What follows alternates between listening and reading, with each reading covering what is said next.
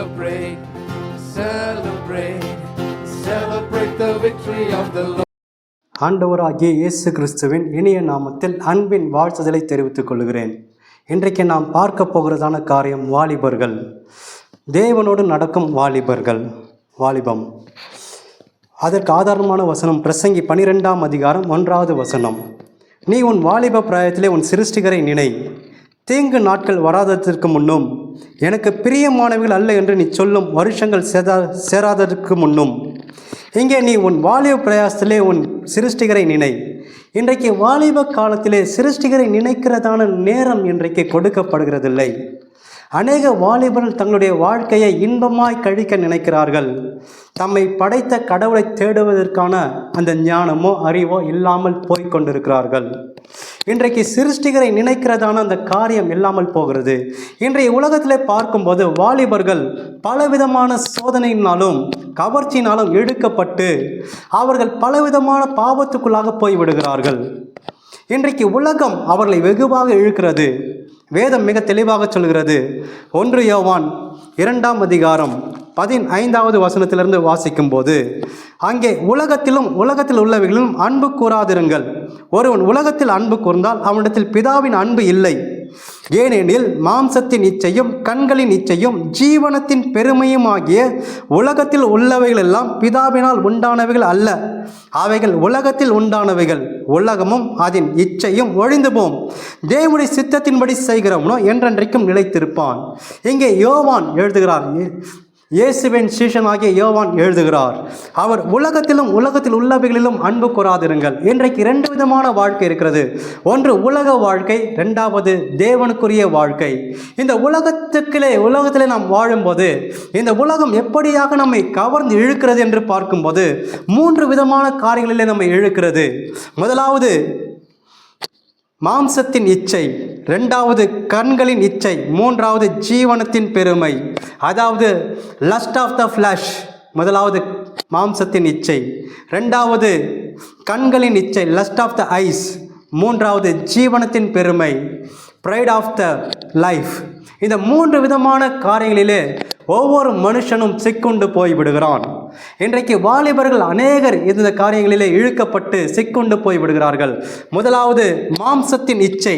இந்த மாம்சத்தின் இச்சை குறித்து நாம் பார்க்கும்போது பலவிதமான காரியங்களிலே மாம்சம் இழுக்கிறது அவர்களை. இந்த உலகத்திலே பாவ இன்பங்களுக்குள்ளாக அவர்கள் இழுக்கப்படுகிறார்கள். குடிப்பழக்கம், போதை பழக்கம், இப்படிப்பட்ட காரியங்களுக்கு அடிமைகளாக மாறி போகிறார்கள். அது மட்டும் இல்லாமல் கோபம், சுயநலம், கட்டுப்பாடற்ற ஆசைகள், இப்படிப்பட்ட காரியங்கள் அவளுக்குள்ளாக வந்து கொண்டே இருக்கிறது. அவருடைய மனதை கட்டுப்படுத்த முடியாத காரியங்கள், இப்படிப்பட்ட காரியங்களுக்குள்ளாக அவர்கள் சிக்குண்டு பாவத்துக்குள்ளாக விழுந்து போய் விடுகிறார்கள். வேதாகமத்தில் நாம் பார்க்கும்போது ஆதியாகமத்தின் புத்தகம் 25ஆம் அதிகாரம் 29வது வசனத்திலிருந்து 34வது வசனம் வரைக்கும் நாம் வாசிக்கும் போது, ஆதியாகமம் 25ஆம் அதிகாரம் 29 முதல் 34 வரை. ஒரு நாள் ஏசா வெளியிலிருந்து களைத்து வந்தபோது யாக்கோப்பு கூழ் சமைத்து கொண்டிருந்தான். இங்கே யாக்கோப்பு கூழ் சமைத்து கொண்டிருக்கிறான்.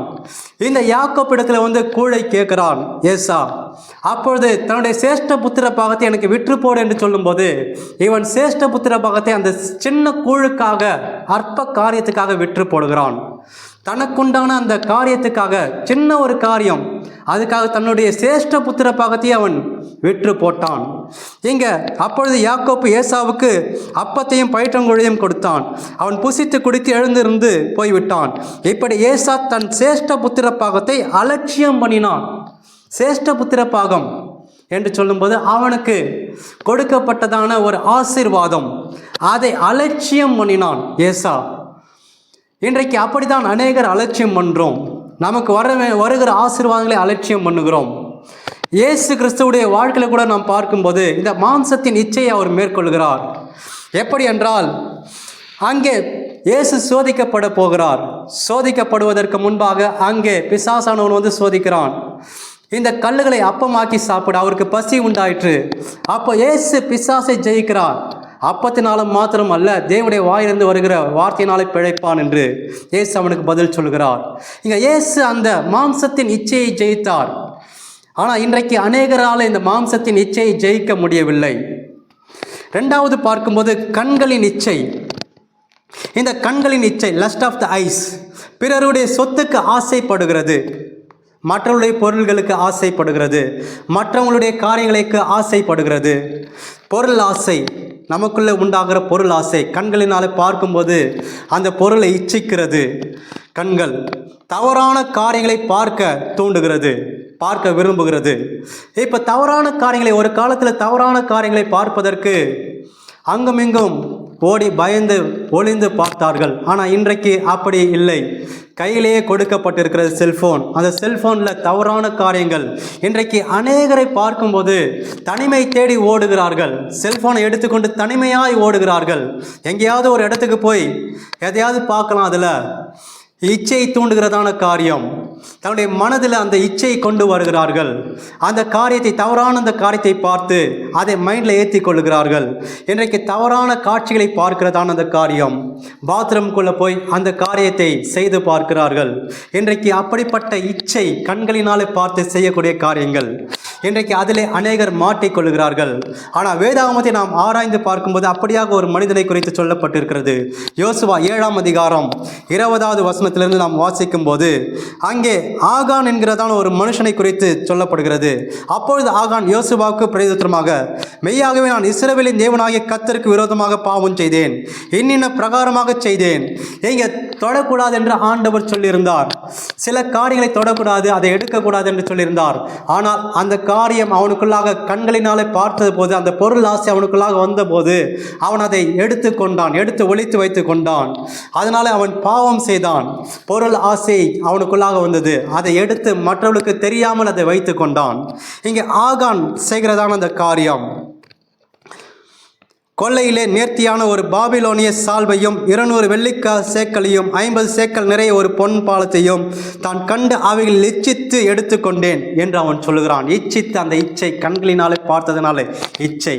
இயேசு கூட பார்க்கும்போது, இயேசுடைய வாழ்க்கையில் கூட பிசாசானவன் கொண்டு வந்து ஒரு மலையின் மேலே நிற்க வைத்து உலகத்தின் சகல ராஜ்யத்தையும் அவருக்கு காண்பித்து, என்னை பணிந்து கொண்டால் இவையெல்லாம் உனக்கு தருகிறேன் என்று இயேசு இடத்திலே சொல்லுகிறான். ஆனால் இயேசு அவனை ஜெயிக்கிறார். அப்பாலே போ சாத்தான் என்று சொல்லி அவர் கண்களின் இச்சையை ஜெயித்தார். உலக ராஜ்யத்துக்கு அவர் மயங்கவில்லை.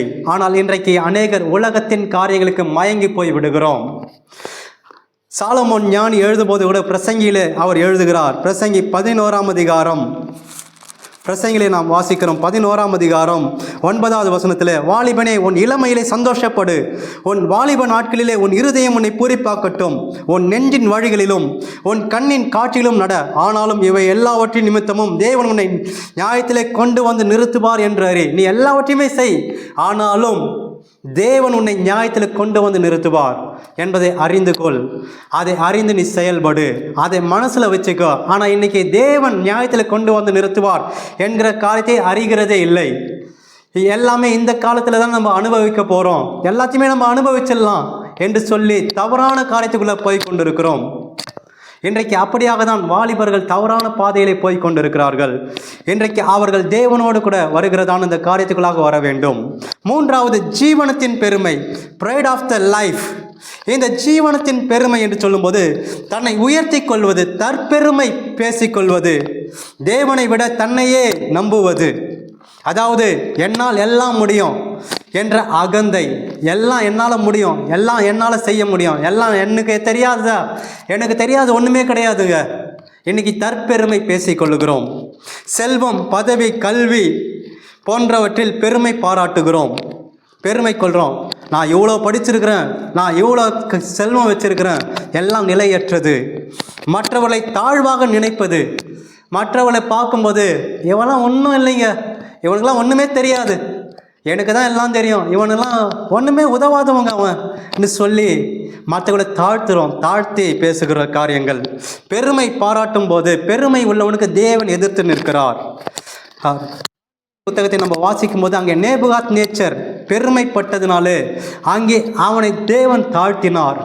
அவன் புல்லை மேய்கிறதான காரியத்துக்குள்ளாக போய்விட்டான். இன்றைக்கு பெருமை நமக்குள்ள இருக்கக்கூடாது, தாழ்மை. இன்றைக்கு வாலிபர்கள் எதை நோக்கி போய் கொண்டிருக்கிறார்கள்? படிப்பை நோக்கி போய் கொண்டிருக்கிறார்களா? அல்லது பணம் சம்பாதிக்கணும், பெருமையாக வாழணும், பதவியில் இருக்கணும், நல்ல ஒரு நிலைமையில் இருக்கணும், எதை நோக்கி போய் கொண்டிருக்கிறோம்? இன்றைக்கு வாலிபர்களுடைய வாழ்க்கையில் ஒரு கேள்விக்குறி முன்பாக இருக்கிறது. நான் எதை நோக்கி போய் கொண்டிருக்கிறேன்? தேவனுடைய வாழ்க்கை, தேவனுக்கு பயப்படுகிற ஒரு வாழ்க்கை எனக்கு இருக்கிறதா? தேவன் என்னுடைய வாழ்க்கையில பரிசுத்தத்தை வைத்திருக்கிறாரா? நான் எப்படி பரிசுத்தமாய் வாழ்வது இந்த அசுத்தமான உலகத்தில்? ஏனென்றால் வேதம் மிக தெளிவாக சொல்கிறது. கடைசியாக ஒரு வசனத்தை சொல்லி முடிக்கிறேன். எபிரேயர் 12ஆம் அதிகாரம் 1வது வசனம். ஆகையால் மேகம் போன்ற இத்தனை திரளான சாட்சியில் நம்மை சூழ்ந்து இருக்க பாரமான யாவற்றையும் நம்மை சுற்றி நெருங்கி நிற்கிற பாவத்தையும் தள்ளிவிட்டு, நம்மை சுற்றி நெருங்கி நிற்கிற பாவம் என்று சொல்லும்போது அசுத்தம், தேவனுக்கு பிரியமில்லாத காரியங்கள், உலக காரியங்கள், இதெல்லாம் நமக்குள்ள வரும்போது நாமும் அசுத்தமாகி போய் விடுகிறோம். தேவன் நம்மை பரிசுத்தப்படுத்த விரும்புகிறார். நாம் பரிசுத்த வாழ்க்கை வாழ வேண்டும். யோசுவாவுடைய வாழ்க்கையில் நம்ம பார்க்கிறோம். யோசுவா பரிசுத்தமாய் வாழ்ந்தார். யோசேப்பு பாவத்துக்கு விலகி ஓடினார். தீமோத்தேயு, புதிய ஏற்பாட்டில் தீமோத்தேயு பார்க்கும்போது பவுல் சொல்லுகிறார் தீமோத்தேயுவுக்கு, நீ எல்லாவற்றிலும் மாதிரியாக இரு. இன்றைக்கு மாதிரியான ஒரு வாழ்க்கை வாழ வேண்டும். இன்றைக்கு வாலிபர்களை அதிகமாய் ஆண்டவர் நேசிக்கிறார். அதனால தான் 1 யோவானில் அவர் எழுதுகிறார், பொல்லாங்கானவனை நீங்கள் ஜெயித்ததினாலே இன்னைக்கு பொல்லாங்கானவனை நாம் ஜெயிக்க வேண்டும். வாலிப காலத்தில் பொல்லாங்கானவனை நாம் ஜெயிக்க வேண்டும். அப்படி ஜெயிச்சிட்டோம்னா நம்முடைய வாழ்க்கை ஆண்டவர் பிரகாசமாய் மாற்றுகிறார். இன்னைக்கு ஜெயிக்காமல் போகிறதுனால தான் நாம் வாழ்க்கை இழந்து தேவனை விட்டு விலகி போய் விடுகிறோம். சிம்சோன் தேவனை விட்டு விலகி போய் விட்டான். இன்றைக்கு அநேகர் தேவனை விட்டு விலகி போய் விடுகிறார்கள். நாம் தேவனை விட்டு விலகாதபடிக்கு தேவனை, நாம் சிருஷ்டிகரை, நம்மை படைத்த சிருஷ்டிகரை நாம் நினைக்கும்படியாக, அவரை நாம் தொழுது கொள்ளும்படியாக, அவரை நாம் தேடும்படியாக, பரிசுத்த வாழ்க்கைக்குள்ளாக நாம் போகும்படியாக, அவருக்கு முதலிடத்தை நம்முடைய வாழ்க்கையை கொடுக்கும்படியாக தேவன் நம்மை நடத்துவாராக. இந்த வாலிப நாட்களை நாம் வீணாக கழிக்காதபடிக்கு அதை பிரயோஜனமாக நாம் பயன்படுத்திக் கொள்வோம். கர்த்தர் உங்களை ஆசீர்வதிப்பாராக. நாம் கண்களை மூடி ஜெபிக்கலாம்.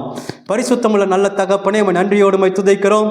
கர்த்தாவே, இந்த வாலிப நாட்களை ஆண்டவர் நாங்கள் வீணாய் கழிக்காதபடிக்கு ஆண்டவரே, இந்த நாட்கள் ஆண்டவர் உமக்கு பிரயோஜனமாக இருக்கும்படியாக ஆண்டவரே, அப்பா இந்த அப்பா வாலிப நாட்களில் வருகிற பாவங்கள் ஆண்டவர், இச்சைகள் ஆண்டவரே, அப்பா மாம்சத்தின் இச்சைகள், கண்களின் இச்சைகள், ஜீவனத்தின் பெருமைகள் ஆண்டவரே, இப்படிப்பட்ட பாவங்களுக்கு நாங்கள் விலகி இருக்க ஆண்டவரே, நீர் எங்களுக்கு உதவி செய்வீராக ஆண்டவரே. கர்த்தாவே, நீர் எங்களுக்கு முன்மாதிரியாக இருக்கிறீர். உம்மை நாங்கள் பின்பற்ற உதவி செய்யும் ஆண்டவரே. எல்லாவற்றையும் கருத்தில் ஒப்புக் கொடுக்கிறோம். மீட்பெரும் இரட்சகருமா இயேசுவின் மூலம் ஜெபங்களும் பிதாவே, ஆமென். அல்லேலூயா. கர்த்தர் உங்களை ஆசீர்வதிப்பாராக.